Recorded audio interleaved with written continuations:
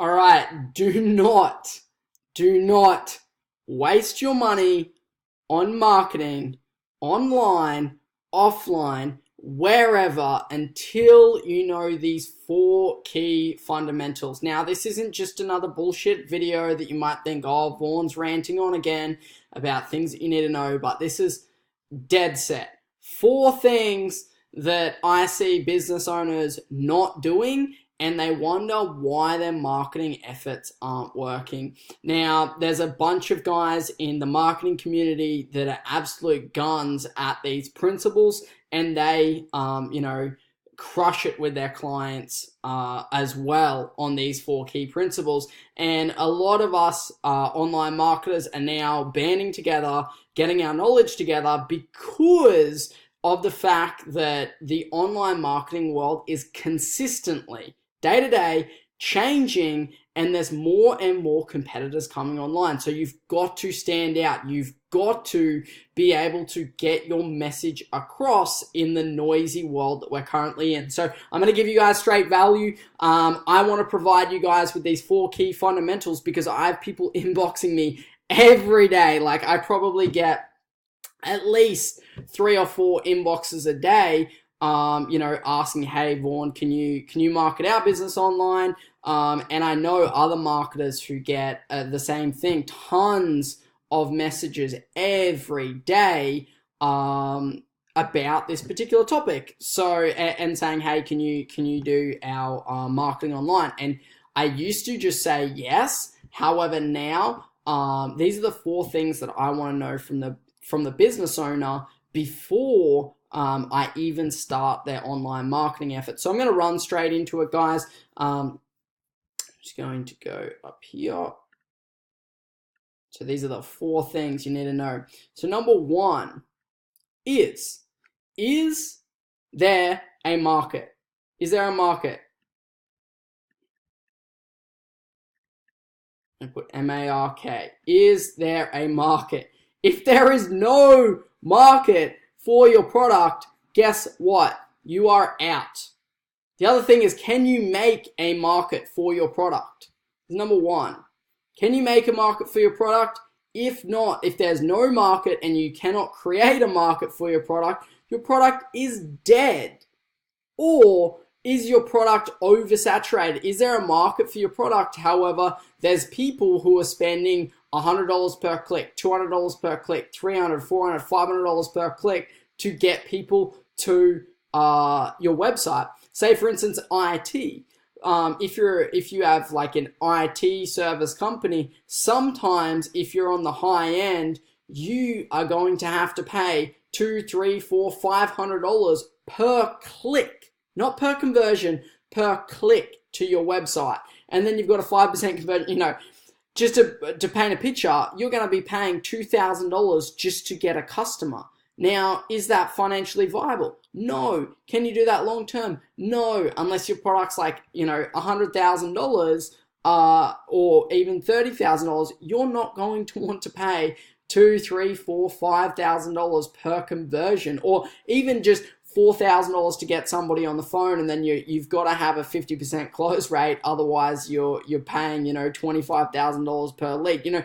It's just ridiculous stuff, guys. I don't want to go into it, but first of all, is there a legitimate market? Is there people out there right now that you can solve a big problem or a pain that they currently have with your product or service? Number 1, key fundamental. Is there a market? 2, what makes you unique? I know this writing looks ghetto. This is just a sketch pad. I'm basically just doing this just because I want to provide you guys value. I don't have to do it for you guys because this is stuff that I run through with paying clients. However, I get these questions all the time, so I just want to make sure that you guys are informed. What is unique? UN. What is unique that you have? For me, what is unique for me? I do more tutorials. I teach my clients more than any other marketers that I know. I run my clients through this stuff. I try and do my best to run our clients through what's happening, why we want testimonials, what's the psychology behind it. I inform my clients. I also am up to date on the latest and the best marketing strategies online. You know, I stay up late at night and watch hours of videos. You know, I wake up early and listen to, podcasts whilst I'm in the gym. I am up to date, I am informed, and I can execute quickly, right? I'm unique in that way. If you go to a big marketing firm, guess what? They're going to take weeks to get stuff done, or they might get it done quickly. However, a lot of the time, I get feedback from clients. They took 3 weeks to get this back. This happened. This was slow. They just wanted to do this. They didn't really care. They farmed us into a program, and they just sort of let it run, right? I'm unique. I'll call the client up. I want to have a chat to them. I want to check in and make sure things are working, right? And then I always want to inform them on the best and the latest marketing strategies, right? Which is what happens when they are our client. So what is your unique value proposition? What do you do that is unique in your industry? Clearly define this. What is your unique value proposition for what you do? If you don't have anything unique, what is it that you can do that for a ridiculously cheaper price? I said that really weird, but what can you do that is way or in some way at a discount or a cheaper price than anybody else? Worst case scenario, discount price. However, you don't want a discount price, you want to add value. So that's number 2. Number 3 is what can you do to get a case study? CS. Case study. What can you do? Whether you are, I've got a cup of water. You might sell some water filtration. You might sell, what have I got here? A book. You might be an author. What is out there that you can case study? Hey, I helped somebody in 28 days lose 4 kilos of weight just by simply drinking this water. I helped somebody double their daily energy by drinking clean filtrated water. I helped my client triple their income just by reading my book. I helped somebody, I don't know, I'm just looking for more things around where I am, but think about what you can do as a case study. Taking somebody from where they were to where they are now, and that gap, that variation is what you do. You're taking them from this state to this state, and that's your case study. Look, I was able to increase this by X amount. I was able to get, you might see videos of me, I was able to get 4 leads for this business for $5, or I was able to do this for that. Think about, it's kind of this for that statement, right?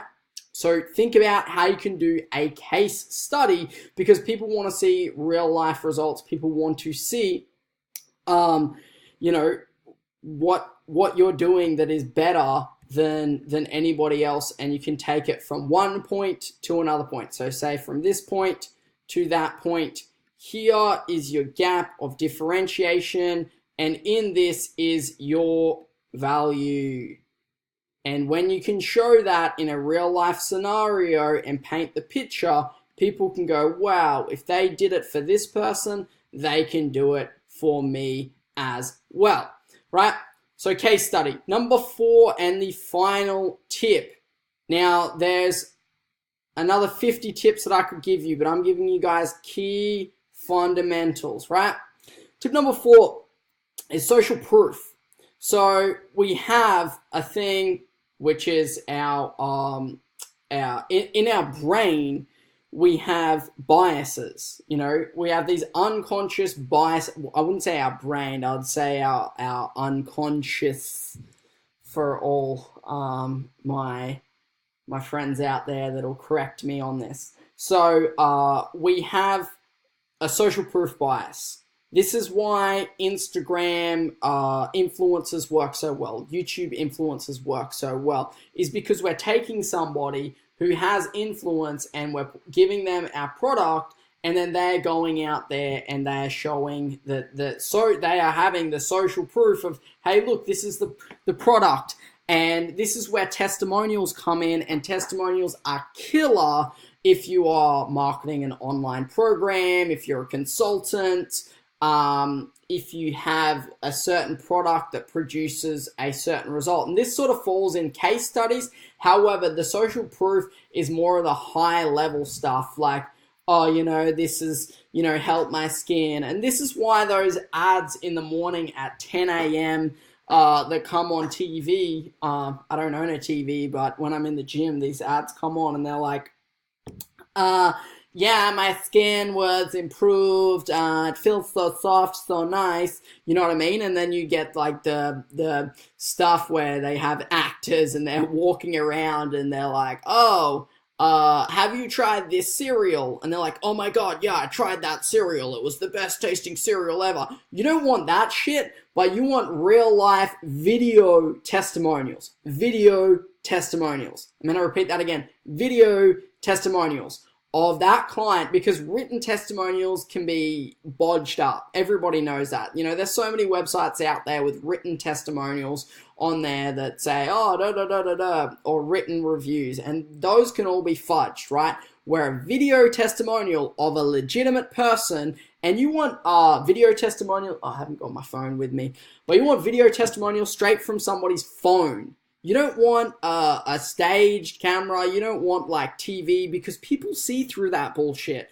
As human beings, we're more evolved than ever. We've got the bigger bullshit filter on more now than ever, and we see through that. We want legitimate people in front of an iPhone. It doesn't even matter if it's crap quality. That is even better, because that says these are legitimate people. These are legitimate testimonials. We just need them to to show that, hey, your product works. And the baseline of this is, you want to have a product or a service that works, that gets results for people, right? And then they send you that video testimonial. You can ask them if you have a good enough product. People will give them to you, no problem. And they just say, hey, look, thanks to John for helping me with this coaching. So-and-so is my business coach and they help me with X, Y, and Z. So-and-so is my fitness coach. So-and-so's water helped me improve my skin, help me lose weight, help me detoxify. So-and-so's book, it got me from X and Y.